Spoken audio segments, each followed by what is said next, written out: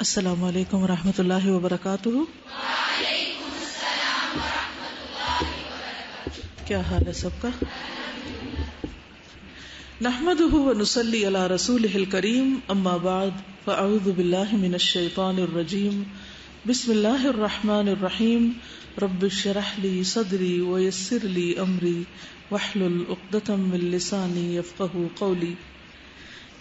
یہ جو ہے نا کہ آگ ظاہر ہوگی، قیامت کی آخری نشانی ہے یہ، ٹھیک ہے، جو تمام لوگوں کو پھر محشر کی طرف ہانک لے جائے گی۔ اور اس میں ہم نے پڑھا تھا کہ یا تو یمن سے نکلے گی یا حضر موت سے۔ تو حافظ ابن حجر کہتے ہیں کہ مذکورہ روایات کی جمع کی صورت یہ ہے کہ آگ اولاً عدن سے نکلے گی، پھر یہ ہر طرف پھیل جائے گی، ٹھیک ہے، اور جب یہ لوگوں کو ہانکنا شروع کرے گی تو مشرق کی طرف سے شروع ہو کر مغرب کی طرف آئے گی۔ سب سے پہلے یہ آگ اہل مشرق کو ہانک کر لائے گی، کیونکہ فتنے ہمیشہ مشرق کی سرزمین سے شروع ہوتے ہیں۔ امام قرطبی کہتے ہیں کہ حشر کا معنی اجتماع ہے، یعنی یہ آگ لوگوں کو میدان محشر میں جمع کرے گی۔ اور حشر کی 4 اقسام ہیں۔ پہلے 2 حشر دنیا میں، آخری 2 حشر آخرت سے متعلق ہیں، ٹھیک۔ پہلا حشر جب بنو نذیر کو شام کی طرف جلاوطن کیا گیا، اور پھر قیامت سے قبل لوگوں کا ملک شام میں جمع ہونا، پھر قبروں سے اٹھنے کے بعد محشر میں لوگوں کا اکٹھے ہونا، اور چوتھا جنت یا جہنم میں جمع کیے جانا۔ تو ان سب کے لیے لفظ حشر استعمال ہوتا ہے۔ اور پھر قیامت کے دن جو قبروں سے اٹھ کر لوگ حشر کے میدان کی طرف چلیں گے، تو کل سے جتنی بھی ہم باتیں پڑھ رہے ہیں اس سے متعلق ہے۔ بیچ میں نفخ صور آتا ہے، ٹھیک۔ کہتے کہ مذکورہ آگ لوگوں کے ساتھ لباس کی طرح چمٹ جائے گی، حتیٰ کہ ان کے سوتے جاگتے چلتے پھرتے ساتھ ساتھ رہے گی۔ لوگ اس کے خوف سے آگے آگے بھاگتے جائیں گے، حتیٰ کہ وہ سب میدان محشر میں پہنچا دیے جائیں گے۔ یعنی یہود کا محشر بھی شام کی طرف تھا، اور باقی سب انسانوں کا آخری محشر بھی، یعنی وہ سینٹرل پوائنٹ ہوگا اور سب اس کی طرف اکٹھے ہو رہے ہوں گے، ٹھیک ہے۔ ہم بات کر رہے تھے کہ قیامت کے دن لوگ کس کس طرح اٹھیں گے، کون کیسے اٹھے گا۔ شرک کرنے والے اپنے اپنے معبودوں کے ساتھ اٹھیں گے۔ نبی صلی اللہ علیہ وسلم نے فرمایا، لوگ قیامت کے دن جمع کیے جائیں گے، پھر اللہ تعالیٰ فرمائے گا کہ جو جسے پوجتا تھا وہ اس کے ساتھ ہو جائے۔ المرء مع من احبہ والی بات بھی سمجھ آتی ہے نا، کہ بعض اوقات کسی انسان سے اتنی محبت جو پوجنے کی حد تک پہنچ جاتی ہے وہ بھی غلط ہے، تو وہ بھی پھر اسی کے ساتھ اٹھے گا، اور جو کسی پتھر کو یا کسی اور چیز کو پوجتا ہوگا وہ اس کے ساتھ۔ حدیث میں آتا ہے، بخاری کی حدیث ہے، چنانچہ بہت سے لوگ سورج کے پیچھے ہو لیں گے، بہت سے چاند کے پیچھے، اور بہت سے بتوں کے پیچھے چل پڑیں گے۔ یعنی جو جس کے ساتھ دنیا میں تھا، جو جس کو دنیا میں فالو کر رہا تھا، قیامت کے دن بھی اسی کو کرے گا۔ اسی طرح کچھ لوگ آپ کے پیچھے ہوں گے۔ وہ کون ہوں گے؟ جو دنیا میں آپ کا اتباع کرتے ہوں گے۔ فاتبعونی، اگر ہم آج نہیں آپ کے پیچھے چلتے، آپ کی سنت کے پیچھے آپ کا اتباع آج نہیں کرتے، تو کل قیامت کے دن ایسے ہی راہ جاتے کو راستہ مل جائے گا؟ نہیں۔ کیا ہوگا؟ وہاں پیچھے چلنے کے لیے آپ کے کیا کرنا پڑے گا؟ آج سنت کا اتباع کرنا پڑے گا۔ جب دل نہ چاہے تو پھر یہ بات یاد کیا کریں، میں قیامت کے دن آپ کے پیچھے جانا چاہتی ہوں، آپ کی امت میں سے اٹھائے جانا چاہتی ہوں۔ رسول اللہ صلی اللہ علیہ وسلم نے فرمایا، قیامت کے دن پرہیزگار لوگ میرے دوست ہوں گے، اگرچہ وہ نسب میں قریب تر ہوں یا نہ ہوں، یعنی خون کا رشتہ ہو یا نہ ہو۔ کیونکہ بعض لوگ اس بات پہ فخر کرتے رہ جاتے ہیں کہ ہم سید ہیں، یا ہم آپ کے چچا کی اولاد میں سے ہیں، یا حضرت فاطمہ کی اولاد میں سے، کیونکہ آپ کی اپنی اولاد میں سے تو حضرت فاطمہ کی اولاد سے پھر آگے نسل چلی۔ تو یہ اس سے کوئی زیادہ فرق نہیں پڑتا، ٹھیک ہے، وہ قابل احترام ہے ہم نبی صلی اللہ علیہ وسلم کے اہل بیت ہونے کی وجہ سے، لیکن آپ کے قریب ترین کون ہوں گے؟ متقی، جن کے اندر جتنا تقویٰ ہوگا۔ خیال رکھنا کہیں ایسا نہ ہو کہ لوگ تو میرے پاس نیک اعمال لے کر آئیں، یعنی اور لوگ، اور تم دنیا کی خیانتوں اور دوسروں کے غصب شدہ حقوق کو اپنے کندھوں پر اٹھا لاؤ اور پکارو اے محمد، اور میں ادھر ادھر اعراض کرتے ہوئے کہوں نہیں۔ پھر آپ صلی اللہ علیہ وسلم نے اپنی دونوں جانب اعراض کیا، یعنی میں تم سے منہ موڑ لوں، تم مجھے پکارو اور میں اعراض برتوں۔ پھر اور کون آپ کے قریب ترین ہوں گے؟ رسول اللہ صلی اللہ علیہ وسلم نے ایک مجلس میں 3 مرتبہ فرمایا، کیا میں تمہیں یہ نہ بتاؤں کہ قیامت کے دن تم میں سب سے زیادہ میری نگاہوں میں محبوب اور میرے قریب تر مجلس والا کون ہوگا؟ ہم نے عرض کیا کیوں نہیں یا رسول اللہ صلی اللہ علیہ وسلم؟ آپ نے فرمایا تم میں سے جس کے اخلاق سب سے زیادہ اچھے ہوں، اندرونی اعتبار سے تقوی اور بیرونی اعتبار سے اچھا اخلاق۔ اچھے اخلاق کی پہلی خوبی بتائیے، پہلا کام اچھے اخلاق کا جو دور سے کوئی کر سکے، اسمائل، سلام۔ اگر ہم نہیں اسمائل کرتے، اگر ہم سلام ہی نہیں کرتے، سلام کرنا تو دور کی بات، جواب ہی نہیں دیتے، تو کیا ہم پھر حضور صلی اللہ علیہ وسلم کے قریب ہوں گے؟ کہاں سے ہوں گے؟ اس کا مطلب ہماری نیت ہی نہیں، ارادہ ہی نہیں، شوق ہی نہیں۔ اگر شوق ہو تو پھر تو انسان کوشش بھی کرتا ہے۔ پھر بیٹیوں کی پرورش کرنے والے، رسول اللہ صلی اللہ علیہ وسلم نے فرمایا جس نے 2 بیٹیوں کی پرورش کی یہاں تک کہ وہ بالغ ہو گئیں، میں اور وہ قیامت کے دن اس طرح ہوں گے، اور آپ نے اپنی انگلیوں کو ساتھ ملایا۔ رسول اللہ صلی اللہ علیہ وسلم نے فرمایا میں اور تم، یعنی فاطمہ رضی اللہ تعالی عنہا سے، اور یہ دونوں حسن اور حسین اور یہ سونے والا یعنی علی رضی اللہ عنہ قیامت کے دن ایک مقام پر ہوں گے، یعنی قریب ہوں گے۔ یعنی اس وقت حضرت علی سو رہے ہوں گے، اس لیے ان کی طرف یہ کہہ کے اشارہ فرمایا۔ پھر اسی طرح نبی صلی اللہ علیہ وسلم سے دور کون لوگ ہوں گے؟ قریب والوں کا تو پتہ چلا، دور والوں کو بھی پتہ چلنا چاہیے۔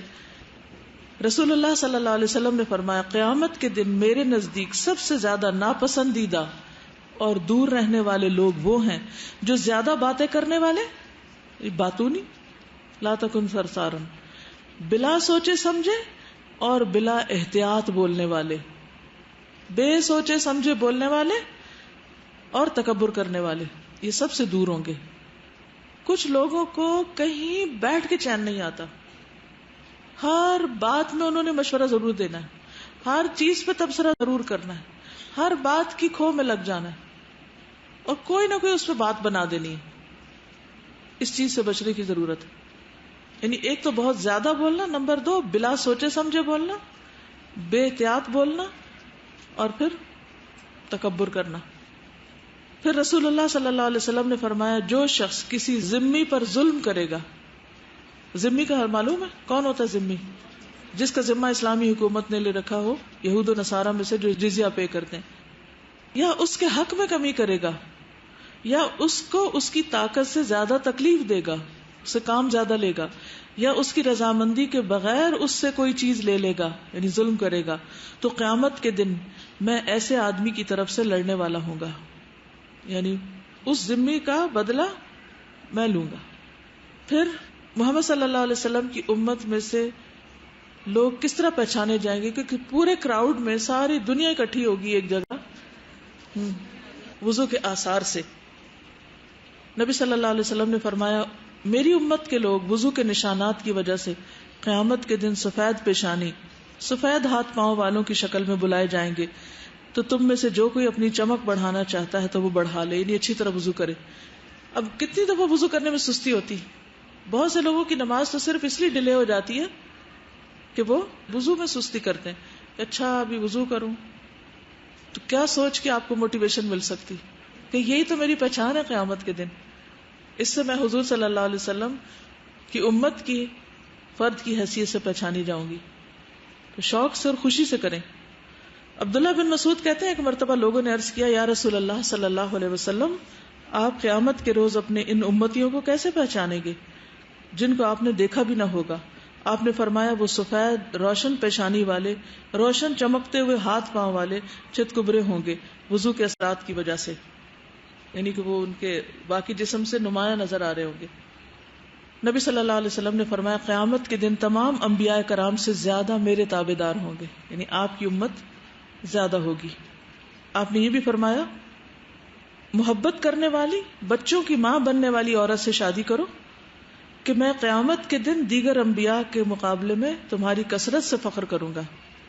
اور اس وقت کیا ٹرینڈ چل پڑا ہے، بس ایک بچہ ہی کافی ہے یا پھر زیادہ سے زیادہ 2 ہو جائیں۔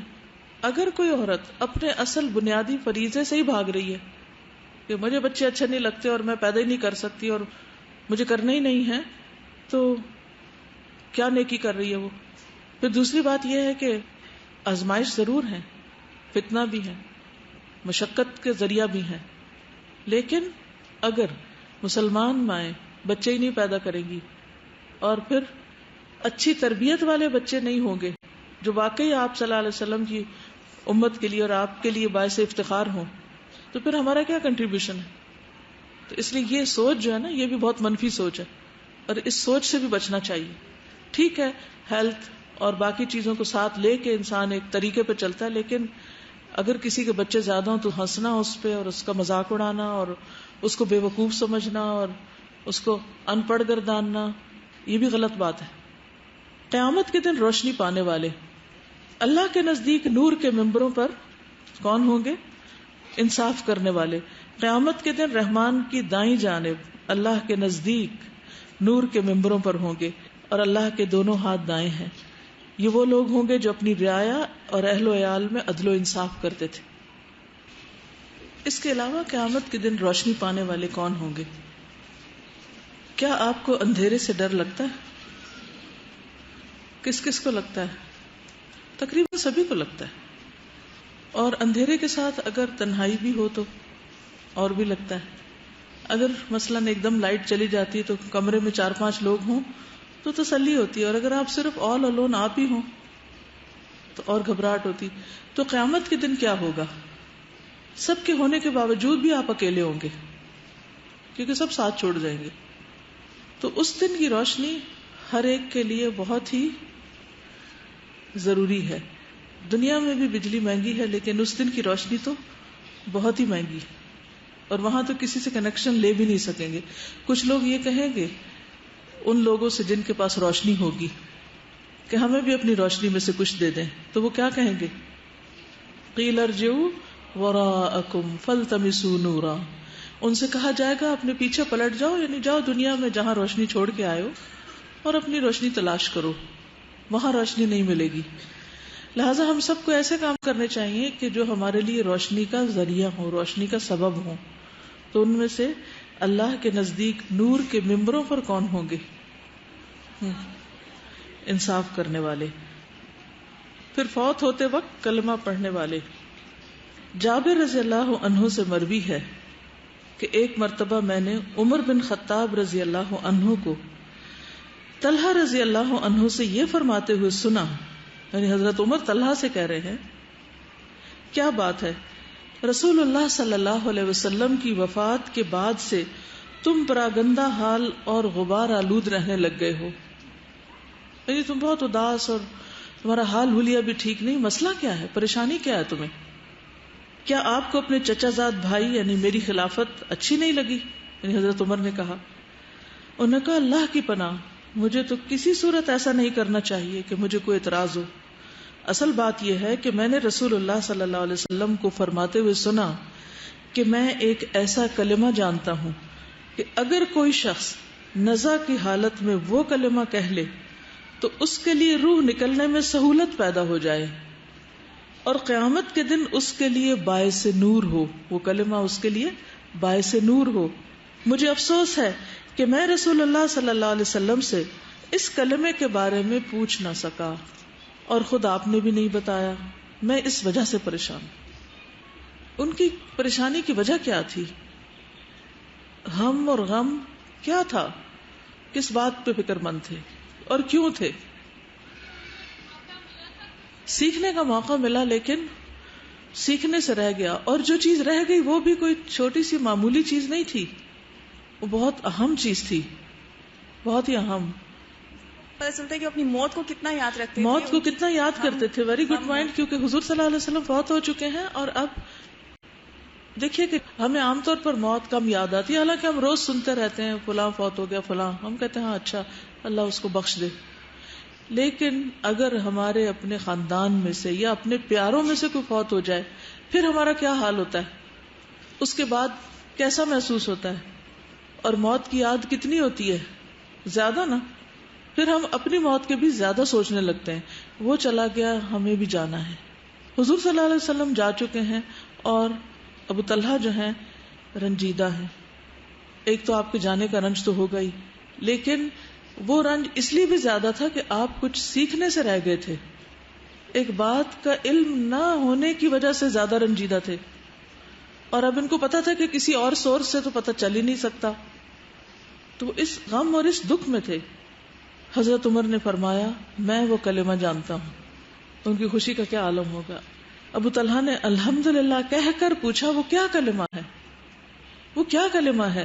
فرمایا وہی کلمہ جو نبی صلی اللہ علیہ وسلم نے اپنے چچا کے سامنے پیش کیا تھا اور انہوں نے رد کر دیا، یعنی لا الہ الا اللہ، لا الہ الا اللہ.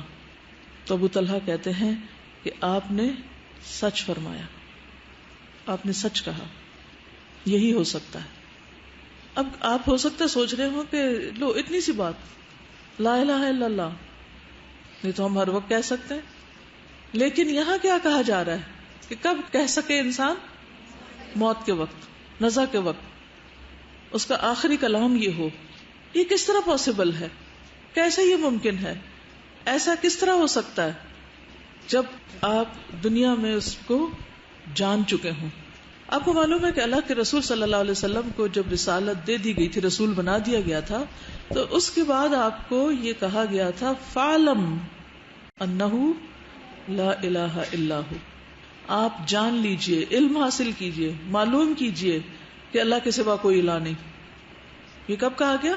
آپ رسول بن چکے ہیں، اب آپ کے مجھے ایک ٹائٹل مل چکا ہے، ایک عہدہ مل چکا ہے، اور بس ٹھیک ہے میں لا الہ الا اللہ کہہ رہا ہوں، لوگوں کو بتا رہا ہوں. لیکن کیوں کہا گیا فَعْلَمْ أَنَّهُ لَا إِلَهَ إِلَّا اللَّهُ؟ اس کو اچھی طرح جان لو. تو اس کلمے کا معنی صحیح طور پر معلوم ہونا چاہیے. خالی زبانی تکرار کہنے سے بات نہیں بنے گی کہ آپ صرف زبانی دہرا دیں کسی کے پیچھے اور یہ کافی ہو جائے.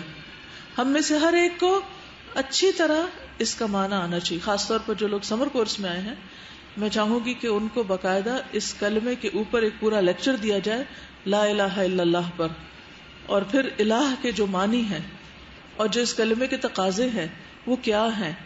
اگر وہ دل میں راسخ ہوں گے اور زبان سے نکلیں گے تو انشاءاللہ موت کے وقت بھی زبان پہ یہ کلمہ جاری ہوگا.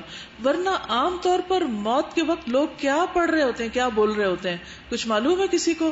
کوئی تجربہ، کوئی جو ان کی ڈیلی روٹین کی باتیں ہوتی ہیں وہ مرتے وقت اکثر وہی بولتے ہیں. جس کو کھانے کا زیادہ شوق ہوتا ہے وہ اس ٹائم بھی پانی یا کھانا ہی مانگ رہا ہوتا ہے، اور جو عام دنیا کی باتیں کرتے ہیں وہ دنیا کی باتیں ہی کر رہے ہوتے ہیں. ہماری ایک ٹیچر نے ہمیں بتایا تھا ایک دفعہ ان سے کسی کا ایکسیڈنٹ ہو گیا اور وہ لے کر اس کو ہاسپٹل گئی اور وہ اس کو کلمہ پڑھا رہی تھی اور وہ بار بار گانا گا رہا تھا.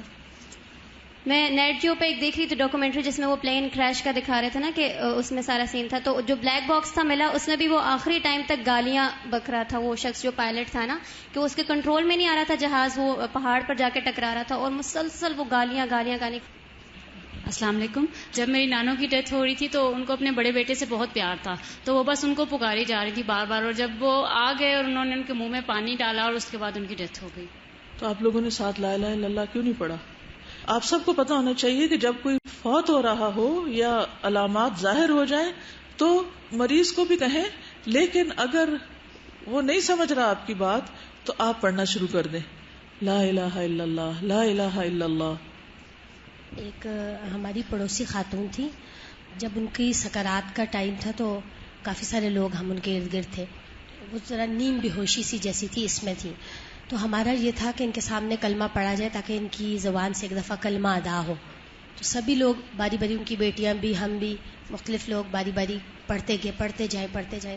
اور دل میں ایک ایسی یعنی شدت کی خواہش تھی کہ بس ایک دفعہ ان کی زبان سے نکل جائے نا، کسی طرح بس ایک دفعہ نکل جائے. اتنی ایک تو بے بسی فیل ہو رہی تھی کہ کیسے نکلوایا جائے اس وقت. اتنی اچھی وہ الحمدللہ تھی زندگی میں. پھر بہت دفعہ کوشش کے بعد یہ ہوا کہ انہوں نے نا کسی ایک شخص کا نام لیا، ان کے منہ سے ہلکا سا وہ نام نکلا، ہم نے فوراً اس کو بلایا. تو اس نے آ کے 2-3 دفعہ جب پڑھا کلمہ تو پھر ان کی زبان سے ہلکا ہلکا کلمہ نکلا. اور یعنی میں اس وقت جس کیفیت میں تھی وہ صرف یہ تھی کیسے کریں، ہمارے پاس وہ کوئی ایسی چیز آ جائے کہ جس سے ہم ان کی زبان سے نکلوا دیں کسی طرح. بس ہمیں کیا کرنا چاہیے؟ ہمیں کیا کرنا چاہیے تاکہ اللہ تعالیٰ ہمیں توفیق نصیب کرے؟ سب سے پہلے اپنی ڈیلی روٹین کا جائزہ لینا چاہیے کہ ہمارے دن کا سب سے زیادہ پورشن کس چیز میں لگ رہا ہے. اگر وہ گانوں میں یا فلموں میں یا ڈسکشنز میں یا گیتوں میں جا رہا ہے تو ظاہر ہے کہ مرتے وقت بھی وہی کریں گے. جو دل میں ہوتا ہے نا وہ زبان پہ آتا ہے، یہ یاد رکھیے. جو دل میں ہوتا ہے وہ زبان پہ آتا ہے. ہم سب اپنے دلوں کا جائزہ لیں, وہاں کیا چیز سب سے ٹاپ پر ہے, سب سے زیادہ, سب سے اوپر کون سی چیز ہے؟ آج کل کی جو یوتھ ہے جو وہ ورڈز یوز کرتے ہیں, فار ایگزامپل اگر کوئی مشکل آ گئی ہے تو دل سے ڈیمٹ اور یہ وہ اس طرح کے ورڈز. تو اگر ہم پریشانی میں یہ نہیں سیکھیں گے کہ ہمیں انا للہ کہنا ہے یا اللہ اکبر کہنا ہے, تو وہ پھر موت پریشانی کی عالم ہے, تو تب بھی پھر وہی ورڈز نکلیں گے. Very important. ہم سب یہ جائزہ لیں کہ اچانک ہمارے منہ سے کیا نکلتا ہے. لیں گے, سب سو رہے ہیں کہ جاگ رہے ہیں, سن رہے ہیں؟ یہ بہت امپورٹنٹ ہے کہ جب اچانک کوئی چیز پیش آتی ہے, کوئی اچانک خبر سنتے ہیں تو ہمارے منہ سے کیا نکلتا ہے. سب اپنا اپنا جائزہ لیں اور پھر اس کو ریپلیس کریں اللہ کے ذکر سے. اور اللہ کے ذکر میں یہ معلوم ہونا چاہیے کب الحمدللہ کہنا ہے, کب انشاءاللہ کہنا ہے, کب ماشاءاللہ کہنا ہے, کب سبحان اللہ کہنا ہے, کب اللہ اکبر. کیونکہ بہت سے لوگ ان الفاظ کو بھی ایک مذاق بنائے ہوئے ہیں, جہاں نہیں ان کو کہنا چاہیے وہاں کہہ رہے ہوتے ہیں. اب مثلاً یہ ایسا ہی ہے کہ اگر کوئی اپنے سر کے دوپٹے کو پاؤں کے ساتھ باندھ لے تو وہی دوپٹہ سر پہ تو اچھا لگے گا, لیکن باقی کسی اور جگہ اچھا نہیں لگے گا. دوسری بات یہ ہے کہ جو کلمہ ہے اس کی انٹینسٹی کو سمجھا جائے, یعنی آپ یوں کہیے اس کی روح کو سمجھا جائے, اس کے مقاصد کو. ٹھیک, لکھ لیجیے اپنے پاس, کیونکہ ہم نے سب نے مرنا ہے اور ہم سب کو یہ پریشانی ہونی چاہیے کہ اللہ ہمیں بھی تو نصیب کرنا. اور بعض لوگ نیند میں بھی بولتے ہیں, اس میں کیا بولا جاتا ہے؟ آپ نے یہ نہیں غور کیا کہ جس دن سے آپ سورۃ الملک پڑھ کے سوتے ہیں تو آپ رات کو بھی پڑھ رہے ہوتے ہیں. آپ کے ساتھ کبھی نہیں ایسے ہوا کہ رات کو جب آنکھ کھلتی تو ایسا لگتا ہے ابھی چل رہی ہے سورۃ ملک؟ اس میں یہ ہے کہ معنی جو ہے وہ سمجھنے کا مطلب بھی یہی ہے کہ ہماری زندگی اگر اس کلمے کے مطابق ہوگی, یعنی روزمرہ روٹین بھی اور ساری زندگی, یعنی ہم اللہ کو واقعی ایک مان رہے ہوں گے تو تبھی ہمیں وہ کلمہ بھی اس وقت ہم اس کا اقرار بھی کر سکیں گے. اس میں کون کون سی چیزیں تھی یاد ہے آپ کو؟ میں نے لکھ کے بتائی تھی یہاں پر. کلمے کو سمجھنے کے لیے کون کون سے سٹیپس ہیں, ان سب کو دوبارہ دوہرا کر آئیے. ٹھیک ہے, چلیے نیکسٹ. نمازوں کی حفاظت کرنے والے کی روشنی. عبداللہ ابن عمر سے مروی ہے کہ ایک دن نبی صلی اللہ علیہ وسلم نے نماز کا ذکر کرتے ہوئے فرمایا, جو شخص اس کی پابندی کرے گا تو یہ اس کے لیے قیامت کے دن روشنی, دلیل اور نجات کا سبب بن جائے گی. اس حدیث کو یاد کیجئے جو میں نے اس روز بتائی تھی, احفظ اللہ یحفظ کا, اللہ کے احکام کی حفاظت کرو اللہ تمہاری حفاظت کرے گا. اور جو شخص نماز کی پابندی نہیں کرے گا, یعنی 5 وقت نماز نہیں پڑھے گا, تو وہ اس کے لیے روشنی, دلیل اور نجات کا سبب نہیں بنے گی. وہ چند پڑھی چند نہ پڑھی وہ سب برابر ہی ہو جائیں گی. اور وہ شخص قیامت کے دن قارون, فرعون, حامان اور ابی ابن خلف کے ساتھ ہوگا. تو قیامت کے اندھیرے میں روشنی چاہیے تو نمازوں کی حفاظت, اوقات کی پابندی کے ساتھ. پھر اللہ کے راستے میں بوڑھا ہونے والا. نبی صلی اللہ علیہ وسلم نے فرمایا, جو شخص اللہ کی راہ میں بوڑھا ہو جائے تو وہ بڑھاپا قیامت کے دن اس کے لیے باعث نور ہوگا. مسند احمد کی روایت ہے یہ. پھر جمرات کو کنکریاں مارنے والا. نبی صلی اللہ علیہ وسلم نے فرمایا, اگر تم جمروں کو کنکریاں مارو گے تو یہ تمہارے لیے قیامت کے روز نور ہوگا. پھر اللہ کے راستے میں تیر مارنے والا.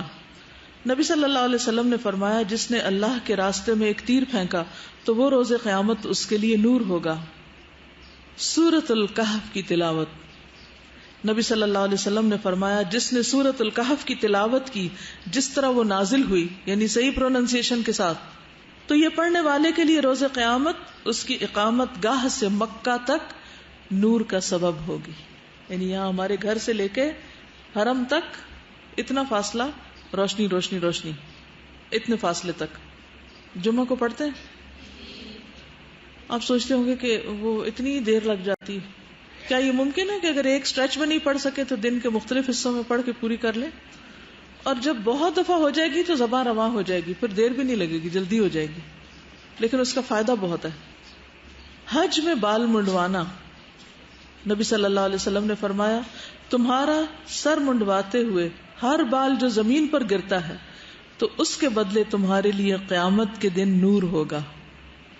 اللہ کی خاطر باہم محبت کرنے والے. رسول اللہ صلی اللہ علیہ وسلم نے فرمایا اے لوگو سن لو، ذہن میں محفوظ کر لو اور جان لو اللہ کے کچھ بندے ایسے بھی ہیں جو نبی یا شہید تو نہ ہوں گے لیکن ان کے بلند مرتبے اور اللہ کے قریب ہونے کی وجہ سے انبیاء اور شہداء بھی ان پر رشک کریں گے. اس پر سب سے آخر میں بیٹھے ہوئے ایک دیہاتی نے گھٹنوں کے بل جھک کر اور اپنے ہاتھ سے نبی صلی اللہ علیہ وسلم کی طرف اشارہ کر کے عرض کیا، یعنی گھٹنوں کے بل جھک کے اور آپ کی طرف اشارہ کر کے پوچھا کہ جو انبیاء اور شہید نہ ہوں گے لیکن ان کے مرتبے اور اللہ کے قریب ہونے کی وجہ سے انبیاء اور شہداء بھی ان پہ رشک کریں گے، ان لوگوں کے کچھ اوصاف ہم سے بیان کر دیجئے کہ وہ ہیں کون. کتنا شوق تھا ان کو جاننے کا. نبی صلی اللہ علیہ وسلم اس دیہاتی کا یہ سوال سن کر خوش ہوئے. فرمایا یہ نامعلوم لوگوں میں سے کچھ ہوں گے، یعنی they are not well known people، جو قبیلوں سے نکلے ہوں گے، مختلف قبائل سے اٹھ کے آئے، مختلف شہروں سے، دیہاتوں سے، علاقوں سے. ان کے درمیان کوئی قریبی رشتہ داری نہیں ہوگی، وہ ایک دوسرے کو نہیں جانتے ہوں گے، وہ اللہ کی وجہ سے ایک دوسرے سے محبت کرتے اور اللہ کی رضا کے لیے ایک دوسرے سے اخلاص کا مظاہرہ کرتے ہوں گے، صرف اللہ کی خاطر. اچھا ہمارا طرز عمل کیا ہوتا ہے جب ہم کسی ان نون شخص کو، مثلا آج یہاں پر بہت سے نئے لوگ آئے ہیں جن کی شکلیں آپ نے پہلی دفعہ دیکھی زندگی میں، ہو سکتا ہے وہ واش روم میں کراؤڈ کیے ہوئے ہوں یا پانی پر یا کیفیٹیریا میں یا ہاسٹل کی بالکنی میں کہیں بھی، تو اس وقت ان کو دیکھ کر آپ کیا سوچیں گے؟ خوش ہوں گے کہ الحمدللہ اتنے لوگ اللہ کا دین پڑھنے کے لیے آئے ہیں، یا تنگ ہوں گے، پریشان ہوں گے کہ پہلے ہی تھوڑے تھے ہم کہ کچھ اور آگے، کیا ضرورت ہے اتنے کورس کرنے کی، پہلے تو سنبھال لیں. کیا طرز عمل ہوگا؟ سچ بولیں، دیکھتے ہیں کیا کرتے ہیں. استاذہ جب ان کو دیکھا تو بہت زیادہ خوشی اور دل سے دعا نکلی کہ اللہ تعالیٰ ان کو دورہ قرآن اور اس کے بعد تعلیم القرآن کرنے کی بھی توفیق عطا فرمائے. یعنی آپ ان کو دیکھ کے خوش ہوئے؟ آپ سب خوش ہوئے؟ خوشی کا اظہار کیسے کریں گے؟ خود سلام کر کے، اسمائل کر کے، کیونکہ ابھی ان کو نہیں پتا کہ سلام کرتے ہیں. ابھی میں جب کمرے سے نکلی آنے کے لیے تو 2 لوگ میرے سامنے تھے، میں نے 3 دفعہ ان کو سلام کیا، انہوں نے جواب نہیں دیا، وہ اپنی کسی پریشانی اور دھن میں تھے. تو میں اس وقت سوچ رہی تھی کہ دین پڑھنے کے بعد اور پڑھنے سے پہلے میں کتنا بڑا فرق ہوتا ہے. تو اب آپ سوچئے کہ کیا گرمی کے باوجود موقع نہ دیا جائے، اپنی ہر چیز شیئر نہ کی جائے؟ کی جائے نا. کس کی خاطر؟ اللہ کی خاطر. یہی اللہ کی خاطر محبت ہے، جس کا آپ اظہار کریں گے کہ آپ نہیں جانتے مگر آپ سلام کریں گے، آپ نہیں جانتے آپ اپنی جگہ آفر کریں گے، کچھ بھی، اس کو محبت کہتے ہیں. یہ نہیں کہ آپ 2 لوگ کسی کونے میں گھس کے اوٹ پٹانگ باتیں کریں اور کہ ہم اللہ کی خاطر محبت کر رہے ہیں. یہ دھوکہ ہے اللہ کے نام پر. جب ہم پانی پی رہے تھے تو ہم سے سلام کرتی، ہمارا نام پوچھتی، ہماری کلاس پوچھتی، وہ کہتی آگے کیا کرنا ہے، پھر وہ قرآن کی تعریف کرتی، قرآن ایسا ہے، قرآن میں یہ ہے، تو ہم پھر اتنا فیل ہوتا تھا نا کہ انہوں نے ہمارے ساتھ کتنی محبت کے ساتھ پیش آئی ہیں، تو ہمیں بھی اسی طرح کرنا. بالکل. تو ایسے لوگ، ان کے درمیان آپ نے فرمایا یہ نامعلوم لوگوں میں سے کچھ لوگ ہوں گے جو قبیلوں سے نکلے ہوں گے، ان کے درمیان کوئی قریبی رشتہ داری نہ ہوگی، وہ اللہ کی وجہ سے ایک دوسرے سے محبت کرتے ہیں، ٹھیک، اور اللہ کی رضا کے لیے ایک دوسرے سے اخلاص کا مظاہرہ کرتے ہوں گے. یعنی کسی کی مدد کر رہے ہیں تو سیلف لیسلی، کسی لالچ میں نہیں. قیامت کے دن اللہ ان کے لیے نور کے ممبر رکھے گا اور انہیں ان پر بٹھائے گا، ان کے چہرے نورانی کر دے گا، ان کے کپڑے نور کے ہوں گے. اب دیکھیے کہ لوگ اب عام کپڑے تو کیا جلباب کے اوپر بھی چمک دمک لگا لیتے ہیں، حالانکہ نہیں لگانی چاہیے، کیونکہ جلباب تو اس لیے پہنتے ہیں، یہ گاؤن اس لیے پہنتے ہیں کہ زینت چھپائی جائے، نہ کہ زینت دکھائی جائے. لیکن ہو سکتا ہے سمجھ نہ آتی ہو بندوں کو. اینی اب آپ دیکھیے کہ شادی کے موقع پر یا کسی فنکشن پر سب لوگ کوئی چمک دمک والے کپڑے پہنتے ہیں. یہ ایک فطری سی خواہش ہے نا کہ انسان کے کپڑے چمکیلے ہوں، خصوصاً لڑکیوں کی. تو قیامت کے دن ان کے کپڑے نور کے ہوں گے. قیامت کے دن تمام لوگ خوف زدہ ہوں گے، لیکن وہ خوف زدہ نہ ہوں گے، ان کو نہیں ڈر ہوگا. یہ وہی اولیاء اللہ ہوں گے جن پر نہ کوئی خوف ہوگا اور نہ وہ غمگین ہوں گے. اصل میں دیکھنے میں تو یہ بڑا سمپل سا کام لگتا ہے، لیکن یہ اتنا سمپل ہے نہیں، یہ بہت قربانی بھی مانگتا ہے. اور اس کے علاوہ جب کسی سے کوئی رشتہ داری، دوستی، تعلق، جان پہچان نہیں ہوتی، پھر آپ اس کے ساتھ جب بھلا کرتے ہیں تو وہ صرف اللہ کے لیے ہوتا ہے، اخلاص ہوتا ہے نا اس عمل میں. تو اخلاص کا تو ایک قطرہ بھی بہت بڑا ہو جاتا ہے. چھوٹے چھوٹے عمل ہیں، بہت بڑی جزا لکھی گئی ہے. اصل میں ہم بڑے بڑے عمل تو کرتے رہتے ہیں، چھوٹے بھول جاتے ہیں. ایسا ہی ہے نا، ہم سورۃ کہف تو پڑھ لیں گے لیکن پڑھ کے جب اٹھیں گے کوئی سامنے نظر آئے تو سلام نہیں کریں گے. مسجد کی طرف جانے والے، رسول اللہ صلی اللہ علیہ وسلم نے فرمایا اندھیروں میں مسجد جانے والوں کو خوشخبری دے دو کہ قیامت کے دن ان کے لیے مکمل نور ہوگا. جمعہ کا دن اور جمعہ پڑھنے والے، رسول اللہ صلی اللہ علیہ وسلم نے فرمایا اللہ تعالیٰ قیامت کے روز ہفتہ کے دنوں کو ان کی مخصوص شکل میں اٹھائے گا، یعنی ہر دن کی ایک شکل ہوگی. ٹھیک ہے، اللہ عالم کیا شکل ہوگی. بہرحال جمعہ کا دن حسین اور چمکتا دمکتا ہوگا.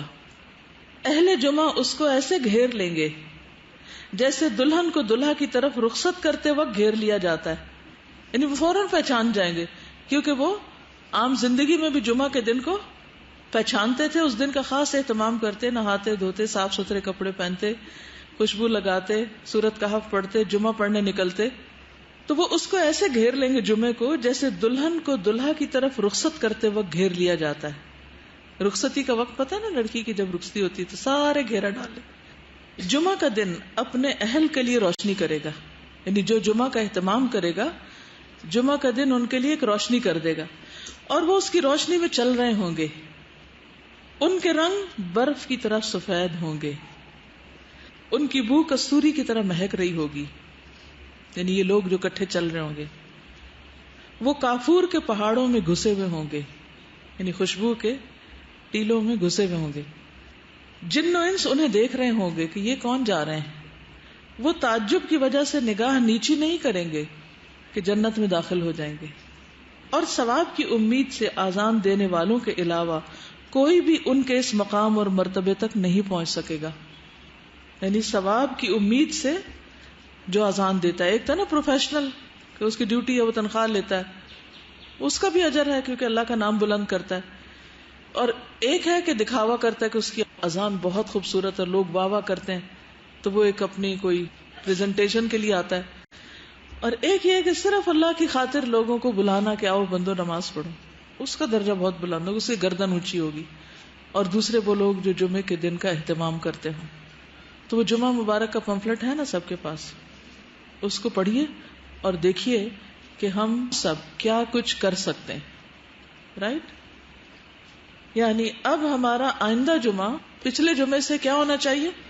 بہتر ہونا چاہیے. اور جو کام ہم پچھلے جمعوں میں نہیں کرتے رہے اس کے کرنے کا اہتمام کرنا چاہیے. ٹھیک فرمائیے. ایسے لوگ پھر الگ الگ ہوتے جائیں گے نا. ممتاز اليوم ایھا المجرمون. اور پھر یہ بھی ہے کہ ایک وقت اٹھیں گے، یہ کیفیات ہیں، پھر وہ اپنے اپنے گروپ کے ساتھ جا ملیں گے، پھر مختلف لوگوں کو مختلف چیزیں نظر آئیں گی، ادھر چل پڑیں گے، پھر وہ ایک اچھی حالت میں داخل ہو جائیں گے. ٹھیک ہے نا، ایک اٹھنے کی گھبراہٹ تو ہوگی اور اس وقت پسینہ اور وہ سب کچھ بھی، لیکن آہستہ آہستہ سب اپنے اپنے گروہوں میں بٹ جائیں گے. کیونکہ زمرہ کا لفظ بھی آتا ہے نا، جنت کی طرف بھی جانے والے، اور سورۃ الزمر کے آخر میں آتا ہے. پھر اسی طرح یہ بھی ہے کہ جو لوگ ہوں گے یعنی جن سے وہ محبت کرتے ہوں گے ان سے جا ملیں گے. اب ہوتا یہ کہ عموماً لوگ کن سے محبت کرتے جو ان کی طرح کے کام کر رہے ہوتے ہیں، قدرتی بات ہے، یا ان کا ویسا عقیدہ ہوتا ہے یا ویسی سوچ ہوتی ہے، یعنی ہم خیال لوگ. تو آبویسلی وہ ایک طرح سے ایک گروپ بن جائیں گے اور ان سے آخرت کی جو سختیاں ہیں وہ ہٹا دی جائیں گی. یعنی آخرت کے جو مناظر ہیں وہ سارے بیک وقت نہیں ہوں گے، ایک کے بعد ایک، ایک کے بعد ایک چیز. ابھی تو حساب بھی ہونا ہے، پل صراط پہ بھی چلنا ہے، تو ان لوگوں کا پل صراط پہ چلنا بھی آسان ہو جائے گا. پھر شہید شہداء کی مہر کے ساتھ اٹھیں گے. جس سے اللہ کے راستے میں کوئی زخم لگا تو وہ روز قیامت اس حال میں آئے گا کہ اس کے زخم سے بہنے والے خون کی بو کستوری کی طرح کی اور رنگ زعفران کی طرح کا ہوگا. اس پر شہداء کی مہر ہوگی. جس نے اللہ سے خلوص دل سے شہادت کا سوال کیا تو اللہ اسے شہید کے اجر سے نوازے گا، اگرچہ وہ بستر پر ہی مر جائے. میں اپنی ایک اسٹوڈنٹ کو جانتی ہوں، جب کبھی ملتی ہیں، کتنے مہینوں بعد بھی ملیں، تو وہ مجھے کہتی میرے لیے دعا کرے میں شہید ہوں. اور پھر کچھ دن پہلے ملی تو کہنے لگی آپ کو یاد ہے نا میری دعا. تو میں ہمیشہ سوچتی ہوں کہ اس کے اندر کتنی تڑپ ہے, کتنی تڑپ ہے یہ, کیونکہ جس چیز کی تڑپ ہوتی ہے اس کے لیے انسان دعائیں بھی کرتا ہے. ہر ایک اپنی اپنی پسند کی دعا بتاتا ہے, میری یہ دعا, مجھے یہ دعا چاہیے, مجھے یہ. لیکن یہاں پر کیا کہا گیا کہ جو خلوص سے دل سے مانگے گا تو چاہے بستر پہ بھی مر جائے اس کو وہ شہادت وہاں بھی نصیب ہو جائے گی. پھر اندھیرے پانے والے کون اندھیروں میں ہوگے. ابھی تم نے روشنی کی بات پڑھی تھی, اب یہ کہ کون اندھیرے میں ہوگا. کچھ معلوم ہے آپ کو, کچھ یاد ہے اندھیرے میں کون ہوگا؟ اور ظلم. رسول اللہ صلی اللہ علیہ وسلم نے فرمایا اتقوا الظلم, اتقوا الظلم فإن الظلم ظلمات یوم القیامہ. ظلم کرنے سے بچو کیونکہ ظلم قیامت کے دن اندھیروں کا باعث ہوگا. اچھا ظلم کیا ہوتا ہے؟ کسی کے حق میں کمی کرنا, یہ لفظی معنی ہو گیا. اور کسی مثال سے بتائیے کہ ظلم کیا ہوتا ہے, عملی پریکٹیکل اگزامپل سے بتائیے. مثلاً کہہ کے بتائیے. مثلاً شرک کو قرآن میں کہا گیا ان الشرک لظلم عظیم. ٹھیک ہے. اور دیکھیے ظلم کی معروف مثال دیجیے کوئی, یہ سائڈ کی باتیں ہو رہی ہیں. عام غلطیوں میں سے ظلم کو الگ طور پر ڈیفائن کیجیے. کسی کا مال زبردستی ہتھیا لینا, ٹھیک ہے. مثلاً کیسے؟ چوری, ڈاکہ, قتل. چوری, ڈاکہ, کسی کی عزت لوٹنا, وسعت سے بڑھ کے کسی سے کام لینا. اچھا ایسے ہے نا کہ کسی کے بھی حق میں کمی جو ہے وہ اس پر ظلم ہے. کسی کے حق میں کمی اس پر ظلم ہے. حق کئی طرح کے ہوتے ہیں. ایک حق مال میں ہے, پھر عزت آبرو میں ہے, اور جان, مال, عزت, آبرو. تو ان میں سے کسی بھی چیز کو دوسرے کا ڈیو حق نہ دینا وہ پھر ظلم ہو جاتا ہے. یا اس کے اوپر زیادتی کرتے ہوئے اس سے اس کی وہ چیز چھین لینا, مثلا جان نکالنا جو ہے قتل. ٹھیک. اب ہر ایک کا حق ہے کہ وہ کیا کرے, زندہ رہے. زندگی حق ہے نا جو اللہ نے کسی کو بھی دیا ہے زندہ رہنے کا.